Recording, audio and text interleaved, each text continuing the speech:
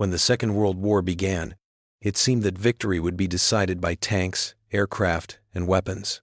But it soon became clear that the side with the best firepower was not always the one that won. The side that could deceive the enemy often prevailed. Information, intelligence, and illusion became as vital as bullets and bombs. In this new kind of warfare, there was suddenly a place for artists, set designers, painters, sound engineers, and directors. Their art became an instrument of war. By 1942, the Allies realized that they were facing an enemy with a highly developed intelligence network. German aerial reconnaissance and radio intercepts recorded every movement on the ground. Any buildup of troops was immediately detected. Concealing preparations for an operation became almost impossible. Then came an idea. If it was impossible to hide an army, why not create a fake one? The initiative began in Britain. In London, a city still under the threat of Luftwaffe raids, film studios and artists were already working for the war effort. Studios that had once produced historical dramas and adventure pictures were now building camouflage for airfields and factories, disguising them as peaceful landscapes. But a true revolution came when the Ministry of Defense tasked a group of engineers and film specialists with a new mission to build entire false armies. One of the centers of this effort was Pinewood Studios, a place once known for light comedies and costume films. Now its workshops produced something entirely different: deception. Using wood, fabric, and rubber, craftsmen built full-scale replicas of airplanes, tanks, and artillery positions. From the air, these creations looked perfectly real. German reconnaissance photos showed entire divisions that, in truth, did not exist. The idea quickly spread across the Atlantic. In the United States, where preparations for the Second Front were in full swing by 1943, the Pentagon turned to Hollywood. Famous special effects experts such as John Fulton and John Warfen were recruited to develop deception technologies for the Army. Instead of movie sets, they now built full-size replicas of military vehicles from lightweight materials. These fake tanks and trucks could be loaded onto trailers and deployed in a matter of hours. Thus was born one of the most unusual units in the American Army, the 23rd Headquarters Special Troops, later known as the Ghost Army.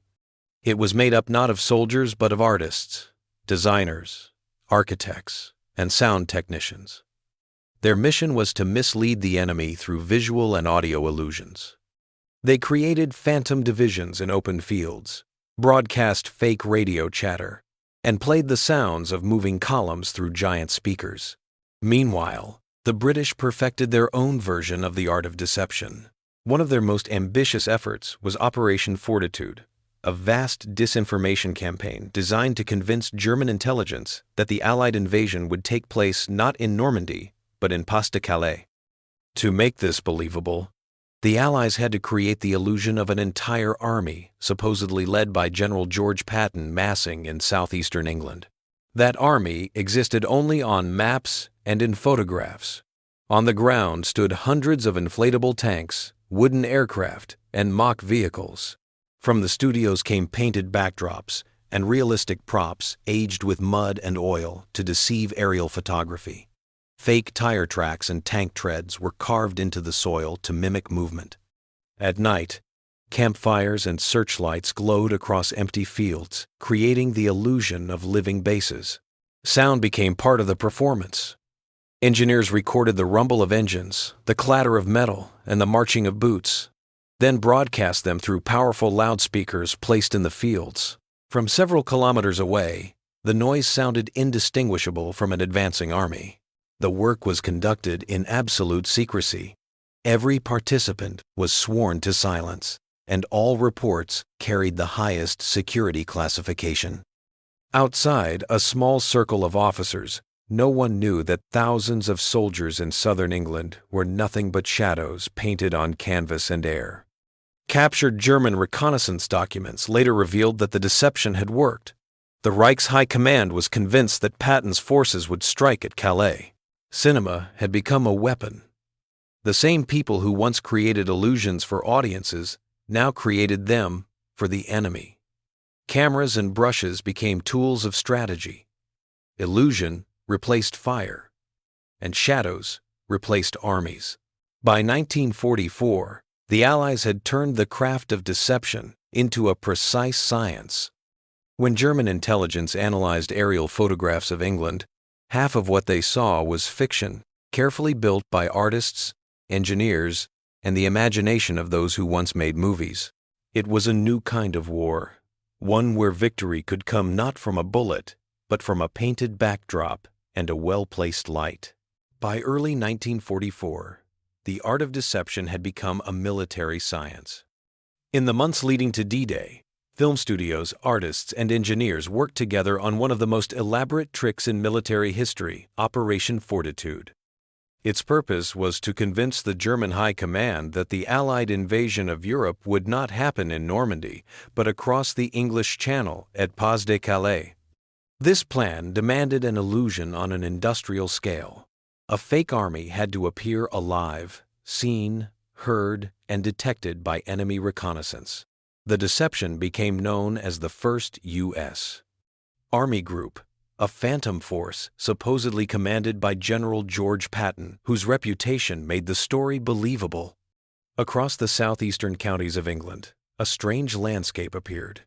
Empty fields filled with inflatable Sherman tanks, wooden landing craft, and plywood aircraft. Artists from British studios painted camouflage netting, fake fuel stains, and artificial shadows to make the scenes convincing from the air. From above, German pilots photographed what looked like massive military buildup, an invasion force in waiting. Behind this illusion stood the skills of the film industry. Set designers from Pinewood and Shepperton Studios worked beside Royal engineers, calculating angles, light, and perspective so that mock vehicles looked real even under aerial reconnaissance cameras. Prop makers aged equipment with dirt and rust to match the authenticity of war. The camera's eye, which once captured fiction for entertainment, was now used to project fiction as strategic truth. Sound completed the performance. Teams from the U.S. Signal Corps recorded the noises of convoys, engines, and artillery. These were played back through truck-mounted loudspeakers, echoing across the countryside. At night, controlled lights mimicked moving columns, and campfires glowed in empty fields.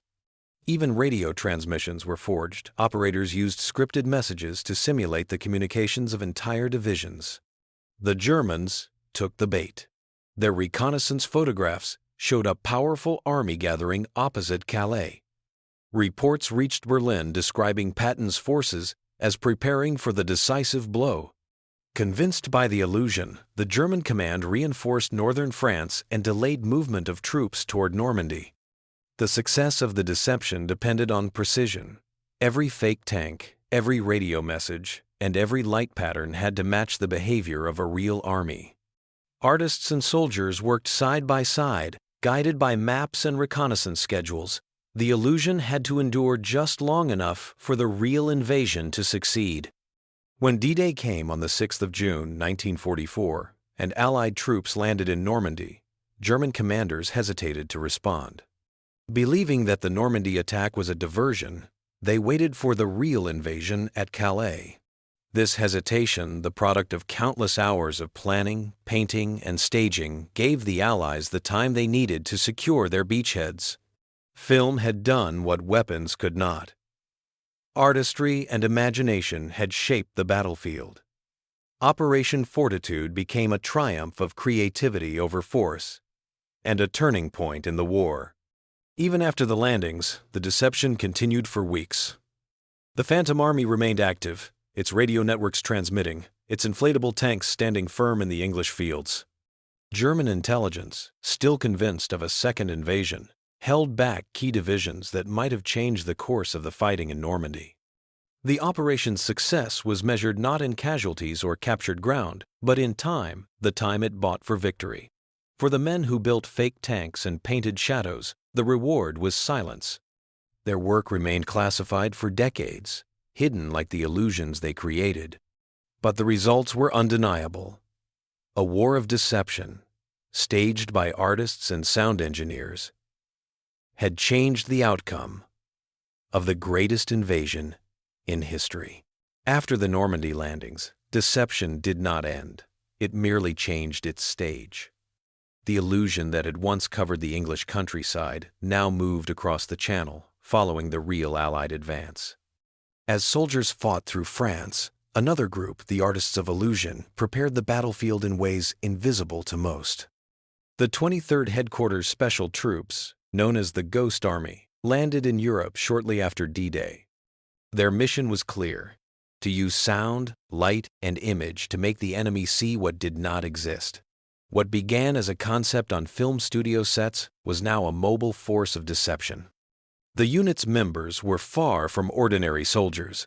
They were painters, sculptors, stage designers, architects, and radio technicians. Their weapons were air pumps, speakers, and canvas. With these tools, they could summon entire divisions out of thin air.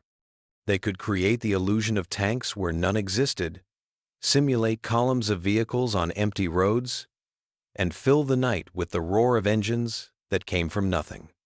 As Allied troops advanced through northern France, the Ghost Army followed, setting up fake camps, vehicles, and artillery to divert German attention. Their tactics relied on three main elements: visual illusion, sonic deception, and radio trickery. For the visual side, they carried hundreds of inflatable tanks, jeeps, and artillery pieces, all lightweight and quickly deployable. Artists painted shadows and reflections onto them, adjusting colors to match the terrain. From a distance, especially from the air, these dummies were indistinguishable from real armor. Sonic deception came next. The U.S. Army Signal Corps recorded authentic battlefield sounds: tanks moving, troops shouting, hammers striking metal. These were played back through large speakers mounted on trucks. The sound could travel up to 15 kilometers, creating the impression of entire armored divisions assembling or moving. At night, it was almost impossible to tell the difference. Radio deception completed the illusion. Skilled operators, trained to mimic communication patterns of real units, transmitted coded messages across open frequencies. German intelligence, intercepting these signals, believed they were tracking legitimate troop movements. The Ghost Army's operations were coordinated with real combat units. They would appear on one flank, pretending to prepare for an offensive, while the true attack came elsewhere. In some missions, they acted as decoys, attracting German artillery and airstrikes to false positions, risking their lives in silence. One of their most effective operations took place near the Rhine River in March 1945. As Allied forces prepared to cross into Germany, the Ghost Army staged a massive illusion south of the real bridgehead. Over the course of a few nights, they inflated more than 200 fake tanks, built dummy artillery lines, and broadcast endless radio chatter. Powerful speakers filled the night air with the sounds of engines, cranes, and pontoon bridges. German reconnaissance reported a large concentration of Allied armor in the area and shifted their defenses accordingly. Meanwhile, the real crossing began miles away, facing far less resistance. The deception worked perfectly. Commanders later said that the success of the Rhine operation was due in large part to this phantom army that existed only in sound and light. The unit operated under constant threat. Their missions required them to move close to the front lines, often within range of enemy fire. A single reconnaissance flight or patrol could expose the illusion. Yet their secrecy held. The Germans, trusting their own eyes and instruments, continued to believe what they saw. In the days that followed, the Ghost Army carried out over 20 large-scale deceptions across Europe, in France, Luxembourg, Belgium, and Germany. Each one demanded coordination, artistic precision, and courage. Unlike traditional soldiers, they did not fight to destroy. They fought to confuse. Their victories were measured in misdirected shells and delayed divisions.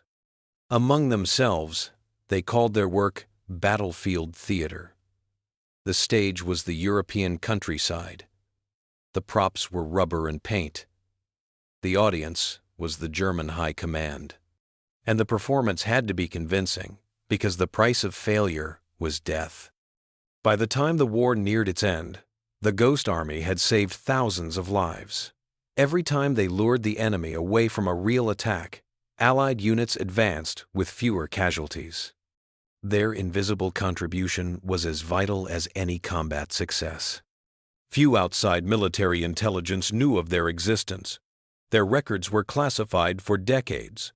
When the war ended, the artists returned to civilian life, many to studios, galleries, and film sets. They left behind no monuments, no parades, only rumors of an army that could appear and vanish like a mirage.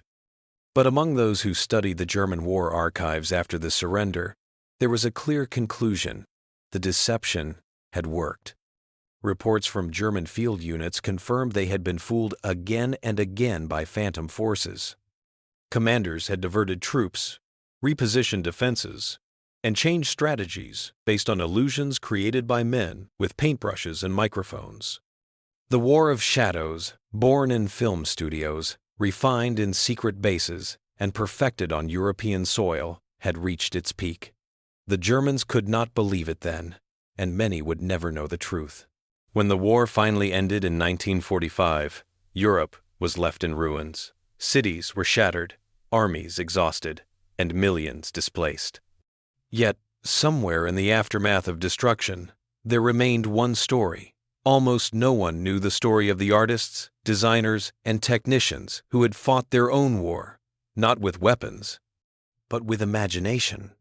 The members of the Ghost Army, the British deception teams, and the film specialists who had helped them all returned to a world that no longer needed their illusions.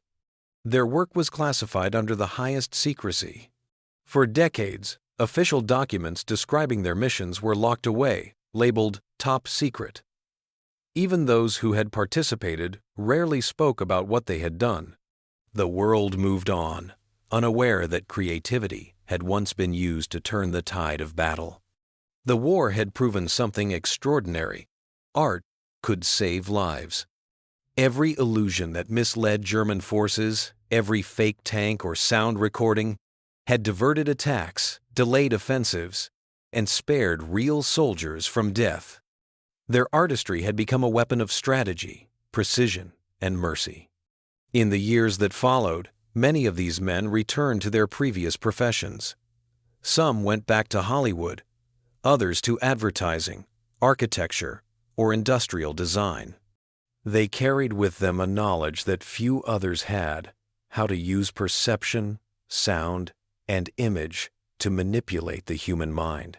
The line between cinema and strategy had been crossed forever.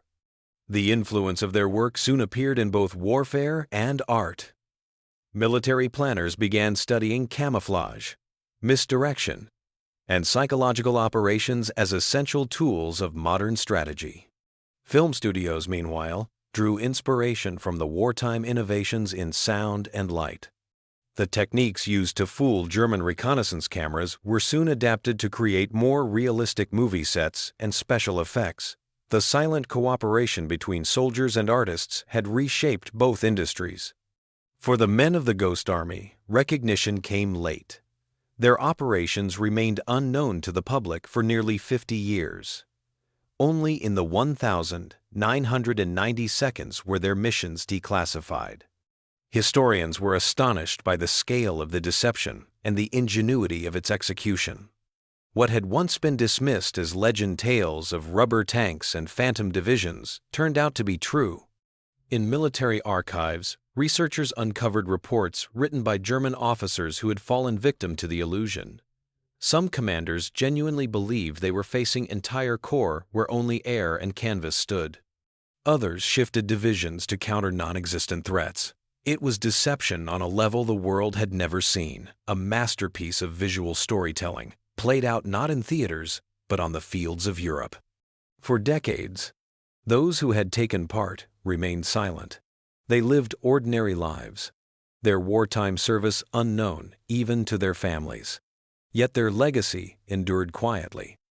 Many of them went on to influence post-war culture. Some became renowned artists and designers. Others helped shape post-war propaganda and public communication, applying the same principles of perspective, composition, and suggestion that had once deceived an army. The Ghost Army's work also marked the birth of a new field: psychological warfare. The idea that perception could be engineered, that sight and sound could manipulate belief, became a permanent part of military planning. Modern deception operations, from camouflage to electronic countermeasures, trace their origins to those wartime experiments with rubber, paint, and sound. Today, historians regard the Ghost Army and its British counterparts as pioneers, soldiers who fought not to kill but to confuse. Their courage was of a different kind: to face the front lines armed with nothing but air pumps and loudspeakers, knowing that discovery meant death. Their story remained hidden for too long, overshadowed by the more visible heroes of the war. Yet without their illusions, the path to victory would have been far bloodier. The deception operations saved thousands of Allied lives by convincing the enemy to strike where no one stood. When their existence finally became public, surviving members were honored by museums and governments. Documentaries, exhibitions, and books revealed the full extent of their creativity. Inflatable tanks, once used in secret, were displayed as relics of ingenuity. For the first time, the world understood that the line between art and warfare could vanish completely, that imagination could shape history as powerfully as force. In the end, the legacy of those who turned film into a weapon is still felt today. Every military decoy, every radar trick, every psychological operation owes something to them. Their work proved that war is not only a contest of strength, but also of perception, a battle over what the enemy believes to be true. When the Germans looked at the photographs of those phantom armies, they believed they were real. They never imagined that behind those illusions stood set designers from London, painters from New York, and sound technicians from Hollywood. They were the invisible storytellers of the war, the men who fought with shadows and silence, who built victory out of light and deception. Their battlefield was imagination itself. And though their names were hidden for decades, their art remains one of the greatest untold triumphs of the Second World War.